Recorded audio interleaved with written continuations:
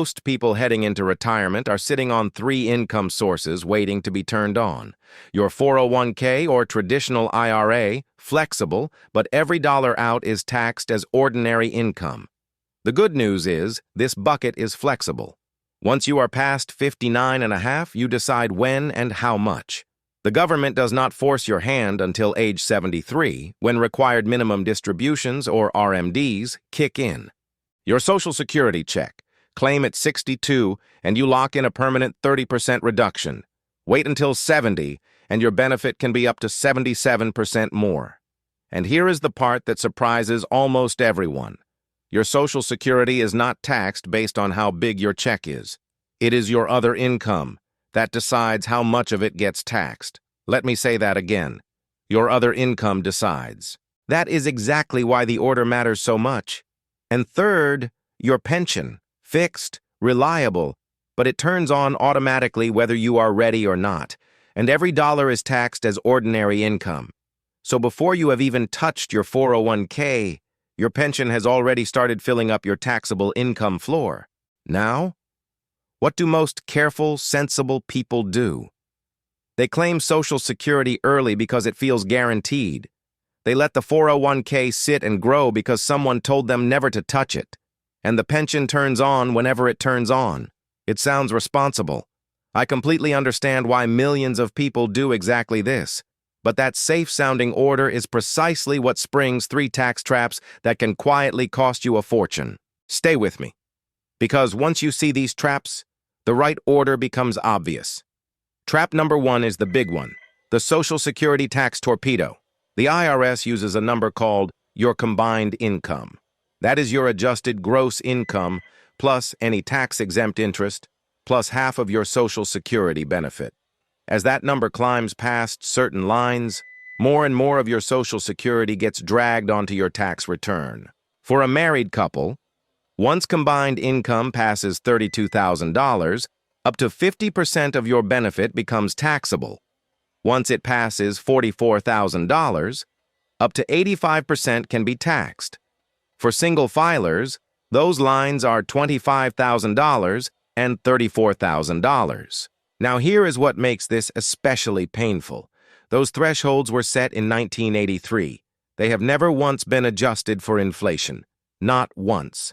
It is a doorway that has not moved, while everyone walking through keeps getting taller. Here is exactly what the torpedo does. You and your spouse have combined income sitting at $43,000, just under that $44,000 line.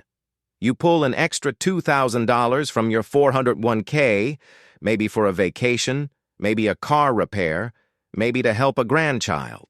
That $2,000 pushes you over the line. Suddenly, about $1,700 of your Social Security becomes taxable too.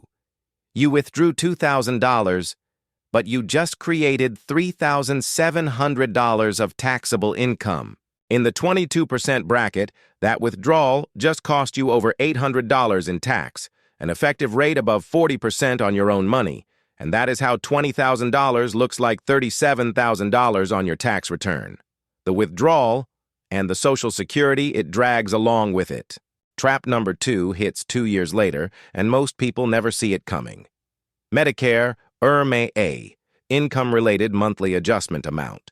If your income runs too high, Medicare charges you extra on your Part B and Part D premiums. Here is the twist. IRMAA looks back at your tax return from 2 years ago. So your 2026 premiums are based on your 2024 income. For 2026, the first threshold sits at $109,000 for singles and $218,000 for married couples. Cross it by a single dollar and the surcharge hits. For a couple, that can run well over $2,000 extra per year. The income that triggered it is already 2 years in the past. It is like the IRS and Medicare teamed up for a delayed punch you never saw coming. Trap number 3 is quieter, and most of you will not hit it. But it proves the whole point. The net investment income tax. An extra 3.8% that piles on top if your income spikes above $200,000 for singles or $250,000 for married couples. One oversized withdrawal can set off taxes you did not even know were waiting. Now you understand why the order matters more than the accounts you have. So here is the right sequence. It is the opposite of what feels safe. Use your most flexible money first. Delay Social Security if you possibly can. Treat your pension as the baseline you plan everything around. In the years right after you retire, before you turn on Social Security, you live off cash savings, your taxable brokerage, and strategic 401k withdrawals. Because every dollar you pull from your 401k before you claim Social Security cannot trigger the torpedo. There is no Social Security on your return yet, nothing to drag. You still pay taxes on the 401k withdrawal, but you are not accidentally doubling your taxable income by pulling Social Security into the equation. And with your income temporarily lower, you have a window to convert money from your traditional IRA into a Roth at the 12 or 22% bracket, while none of the three traps are armed. That Roth money grows tax-free and stays invisible to all three traps forever. Think of it as two phases. Phase 1 is your control window, from retirement to age 70. Lower income, maximum control.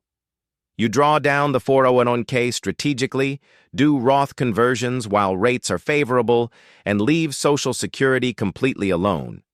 Phase 2 starts at 70.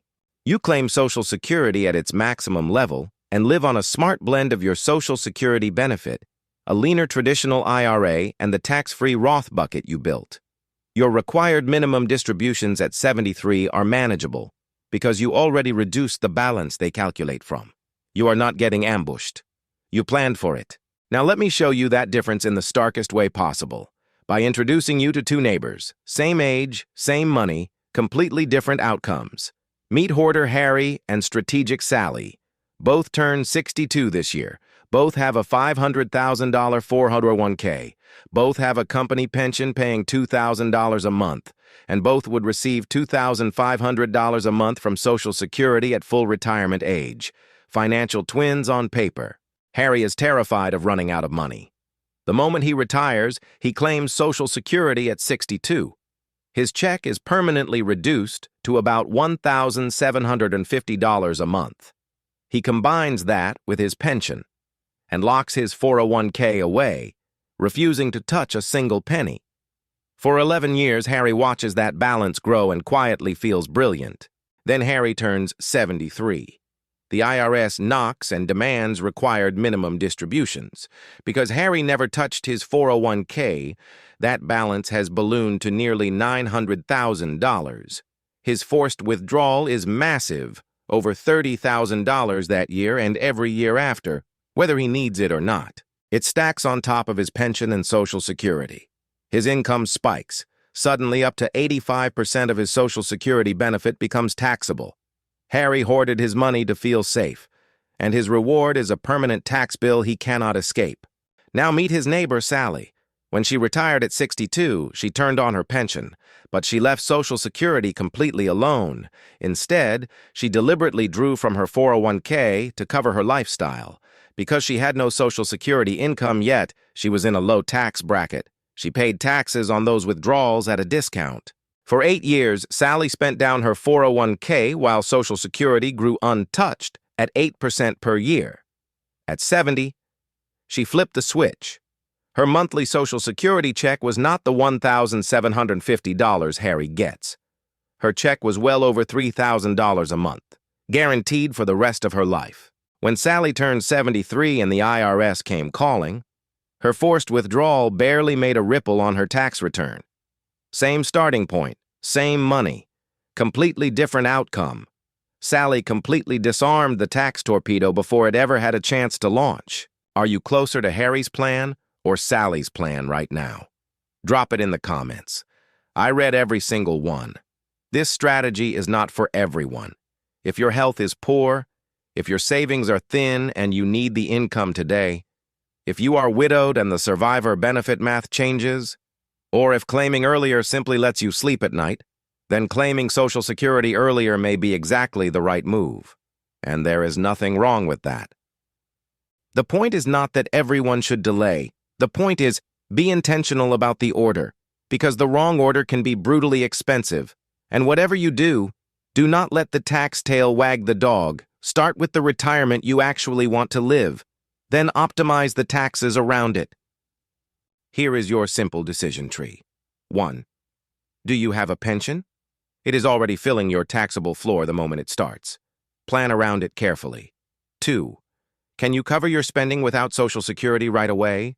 If yes, delaying is a powerful option. 3. Are you close to an IRMAA line or a tax bracket edge? Avoid accidental income spikes. Even $1 over the line can raise your Medicare premiums for a full year, 2 years later. That is your roadmap. The right order is not about squeezing the last dollar out of any single account. It is about protecting your freedom to keep more of what you earned and spend it on the retirement you actually want. Make the sequence intentional, and the surprises disappear. Do one thing this week. Find your real combined income number, not a rough guess. The actual number.